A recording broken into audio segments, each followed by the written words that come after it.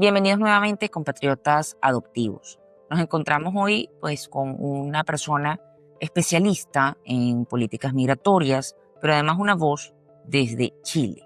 No solamente podemos hablar del fenómeno migratorio desde la perspectiva del Perú, sino comprender que este es un fenómeno regional, un fenómeno mundial, de hecho, porque habla justamente de los flujos de movilidad humana que están presentes en todas las sociedades a nivel mundial. Nos acompaña Juan Pablo Ramachotti, quien es director del Centro de Políticas Migratorias de Chile, una institución dedicada, un think tank dedicado al estudio y a la generación de políticas públicas en el vecino país, país además que ha sido receptor también de migrantes peruanos y donde hay una de las mayores comunidades de peruanos en el exterior y que además alberga también un número importante de venezolanos. Así que doblemente compatriotas adoptivos en este episodio. Bienvenido, Juan Pablo, muchísimas gracias por atender a esta entrevista. Hola Nancy, muchas gracias por la invitación. Cuéntanos un poquito sobre el centro, por qué surgió en este momento histórico y qué buscan como misional, ¿no? como labor que cumplen dentro de la sociedad chilena. Bien, bueno, el Centro de Políticas Migratorias es un centro de estudio que está enfocado principalmente en generar investigación, mirar evidencia, desarrollar propuestas de políticas públicas en temas migratorios con dos objetivos principales. Uno, poder generar y aportar soluciones concretas a los desafíos vinculados a la gestión migratoria, a la integración de las personas en movilidad humana, que sean realistas, que sean posibles de implementar, y por otro lado, ser capaces de generar un diálogo constructivo entre distintas personas, distintos actores que les toca interactuar en este tema, sabiendo que es un tema que tiende a polarizarse. Entonces nuestro objetivo es no polarizar más esa discusión, sino que ayudar a generar espacio en que podamos abordarlo de manera constructiva. Chile se considera un país de migrantes. Chile es hoy día un país de migrantes. Tenemos cerca de un 10% de nuestra población que son personas extranjeras. Es un cambio que se ha producido en pocos años, siendo que Chile históricamente ha tenido tasas de migración más bien bajas.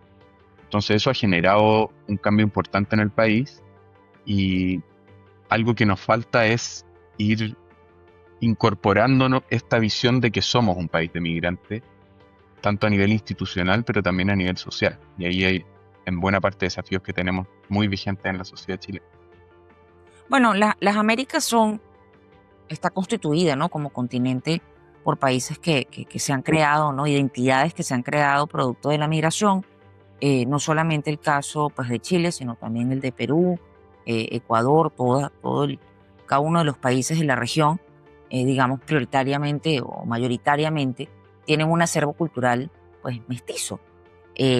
Para nadie es un secreto pues la influencia hispana, sin ir muy lejos, pero además países como Estados Unidos, que han sido receptores activos de migración en lo que es el finales del siglo XIX, principios del siglo XX.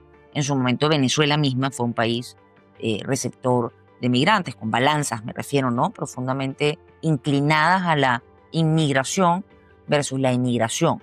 En otro episodio conversaba con Matthew Bird y concluíamos que la data, sigue diciendo que, por ejemplo, el Perú es un país inclinado todavía a la inmigración frente a la inmigración. Son 4 millones de peruanos en el exterior versus 1.500.000, 1.800.000 de extranjeros en el territorio. O sea, todavía se encuentra lejos de ser un país cuya balanza migratoria esté inclinada hacia la inmigración. Pero a veces pareciese que esta perspectiva de la llegada, sobre todo en el marco del fenómeno de movilidad de venezolanos, que es un país al que se le revirtió la balanza, ese sí, completamente, pasó a ser de un país de inmigrantes a ser un país de emigrantes, cuando nunca lo había sido históricamente en 200 años.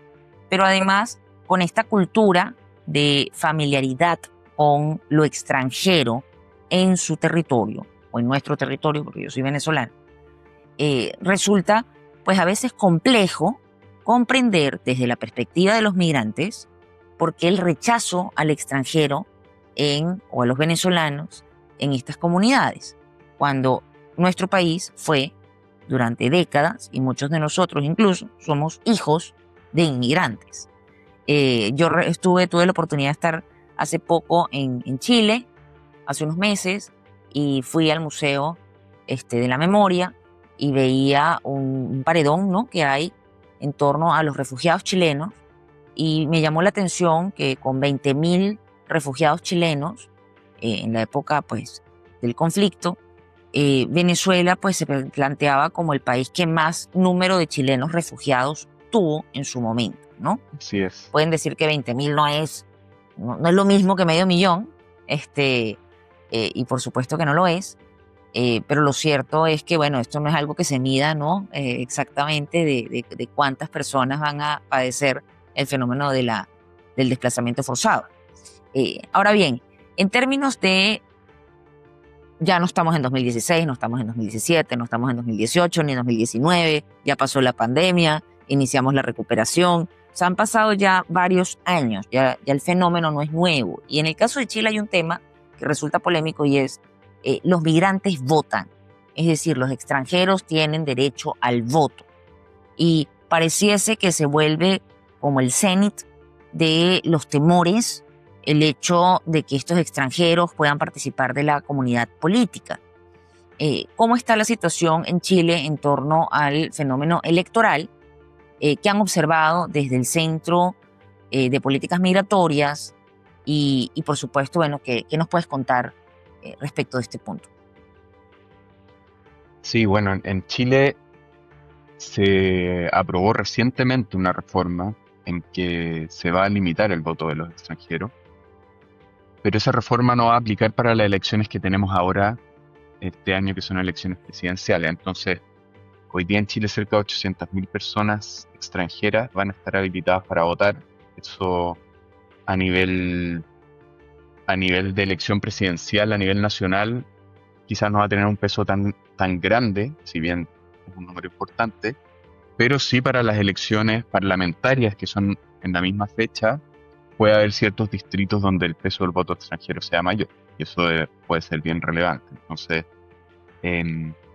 la postura que tenemos nosotros es que las facilidades que presenta Chile actualmente para el voto extranjero son positivas, porque permite incorporarse con derechos y deberes a la sociedad chilena, pero ha habido un planteamiento desde algunos sectores políticos de que hay que subir esos requisitos, apelando a la soberanía, apelando a que tiene que haber un nivel de arraigo mayor para poder decidir, sobre todo a nivel de elecciones presidenciales, siendo extranjero en un país.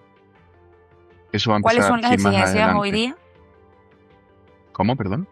¿Cuáles son las exigencias hoy día?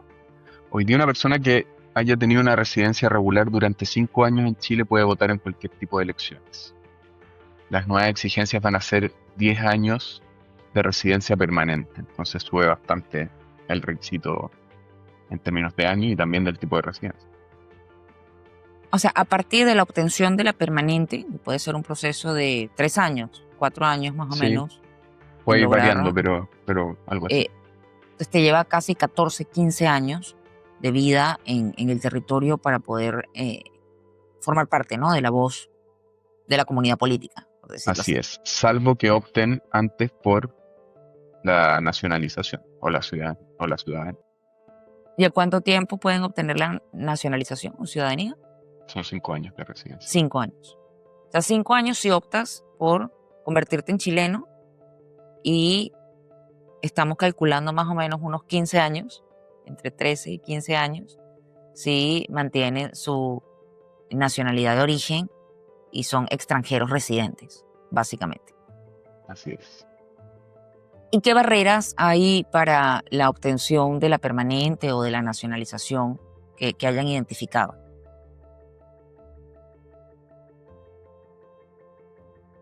Respecto de la regularización, Sí, bueno, hoy día en Chile no sabemos, hay algunas estimaciones, pero no sabemos a ciencia exacta cuántas personas viven en situación irregular. La última estimación que hizo el Servicio Nacional de Migraciones es que son 340.000 personas, la mayoría de ellas venezolanas. Y hay un elemento que hace más difícil aún esa regularización, que es que un número muy importante son personas que ingresaron por pasos no habilitados o de manera irregular al país. Y ha habido bastante debate respecto de si se regulariza o no a esa población. El gobierno de Chile hizo un proceso de empadronamiento biométrico en que pidió a las personas que hubieran ingresado de manera irregular que se acercaran a las autoridades a entregar sus datos, a entregar su información, pero no se ha tomado la decisión de que las personas que se empadronaron puedan ser regularizadas. Y ahí hay distintas Pero posturas. se han presentado ante el Estado Se han peruano. presentado, son cerca Perdón, de el Estado 200.000 chileno, perdón. personas. Sí, son cerca de 200.000 ¿Cuántas? personas que se acercaron y entregaron su formación. 200.000 aproximadamente. Ok. O sea, estamos hablando de personas que se pusieron a derecho frente a las autoridades, lo que te revelaría en principio que son personas que no buscan esconderse de las autoridades, Así es. sino que dicen aquí estamos presentes, y que lo que piden pues es una oportunidad de entrar en el sistema pues formal del país para poder obtener Así es. documentación. Y esa evolución de los flujos, en Perú hemos observado una realidad formal, ¿no?, a nivel estadístico, de una disminución de 100.000 migrantes al año que parecieran haber salido y no retornado al país, es decir, que están incursos en un proceso de remigración. No queda claro si se trata de retorno o de remigración en sí mismo, ¿no?, hacia un tercer destino. En el caso de Chile, esa tendencia también está presente. Mira, sí hay movimientos hacia afuera del país, pero no son mayores las salidas que los ingresos. O sea, sigue ingresando gente a Chile y los saldos migratorios, digamos, son positivos. Ahora, ¿cuánta gente está saliendo de Chile de manera irregular? Es algo que no sabemos.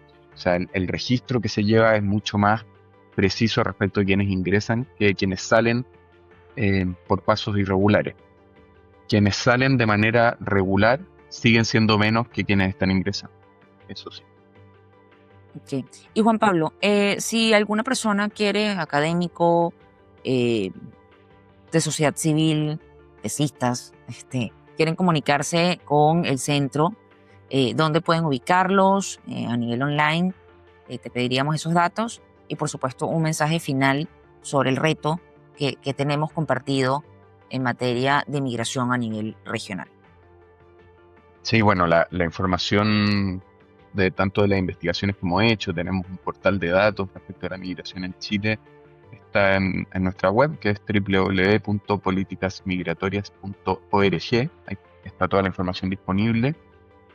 Y yo diría que hoy día los principales desafíos están en torno a poder proyectar políticas que sean responsables y que sean realistas, en el sentido de, hoy día en el debate público que tenemos en Chile, que está muy centrado en las elecciones presidenciales y parlamentarias, se habla mucho de fronteras, se habla mucho de detener la migración irregular, se habla mucho de que Chile no está en condiciones de recibir más inmigrantes. Y nosotros trabajamos con 10 centros de estudio de distintas orientaciones políticas, un documento en que elaboramos 36 propuestas específicas en que abordamos temas de frontera, abordamos temas de seguridad, abordamos temas de soberanía, pero ese es uno de los ejes. Una política responsable en materia migratoria tiene que abordar también cómo la institucionalidad migratoria es transparente, es eficiente, puede ser capaz de gestionar los flujos migratorios de buena manera. Otro eje es qué medidas podemos impulsar para promover que la migración se dé por vías regulares y no por vías irregulares. Otro eje es cómo potenciamos la integración económica y el aporte que la migración significa para los países. En general, la migración, si uno mira los datos generales, son positivas para los países de destino, pero también hay desafíos que pueden permitir. ¿Es positivo el balance? En Chile es positivo el balance. Ahora, cuando uno mira ciertos lugares específicos, ciertas regiones, puede haber desafíos más marcados, y ahí es donde hay que ver cómo podemos aportar a la formalización laboral, aportar a un mejor acceso a servicios públicos, que eso va en beneficio de la población migrante, pero también de la población chilena. Y por otro lado, también hay desafíos en torno a la integración social, a la convivencia entre extranjeros y chilenos, Y esas son distintas dimensiones que tienen que ser incorporadas en una política que sea responsable, que sea integral, que sea estratégica para el desarrollo de los países. Y eso es algo que nosotros vemos muy ausente en el debate público. Entonces ahí creo yo que está el desafío. ¿Cómo somos capaces de incorporar eso? Voy a tomarte la palabra del desafío que hay y creo que hay una responsabilidad además a nivel de medios de comunicación, a nivel de plataformas, ¿no? Creo que hoy día la tecnología nos permite hacer lo que antes era casi inviable o costosísimo y creo que sería interesante que podamos tener un intercambio quizás con el Centro de Políticas Migratorias junto con la Cátedra de Migraciones de la UP de Perú, quizás con las cátedras que están dedicadas también a estos temas, los centros de investigación en Colombia, y sostener una conversación, por lo menos a nivel del corredor, ¿no? Colombia, Ecuador, Perú, Chile, y conversar sobre esta evidencia, sobre todo frente a desafíos transnacionales, como es el caso del crimen organizado transnacional, el caso del fenómeno ligado al fenómeno de la trata y tráfico de personas, y por supuesto la seguridad para todas las personas, porque al final también es cierto, señores, aunque a veces no se diga, que no solamente ha aumentado el número de recurrencia de la nacionalidad o la variable nacionalidad venezolana en victimarios, sino también en víctimas. Y es porque, insisto, este fenómeno de la migración, en el caso del proceso de el venezolano como emigrante, es un fenómeno nuevo. Entonces, esa variable también es nueva para nosotros como comunidad. Y por supuesto entendemos la necesidad de ser corresponsables en la construcción de soluciones y de construcción de vías para beneficiar sobre todo a los países de acogida que hoy día son también nuestros países porque somos compatriotas adoptivos. Así que muchísimas gracias, Juan Pablo, por tu tiempo. Te voy a tomar la palabra para hacer esta conversación. De todas Creo maneras. que el diálogo tiene que ser recurrente, esa es la única manera de construir democracia, seguridad y políticas públicas que se basen en evidencia y que finalmente respondan a los desafíos y a las expectativas de todos los ciudadanos de la región. Muchísimas gracias y nos vemos en la próxima. Muchas gracias, Nancy. Que estés muy bien.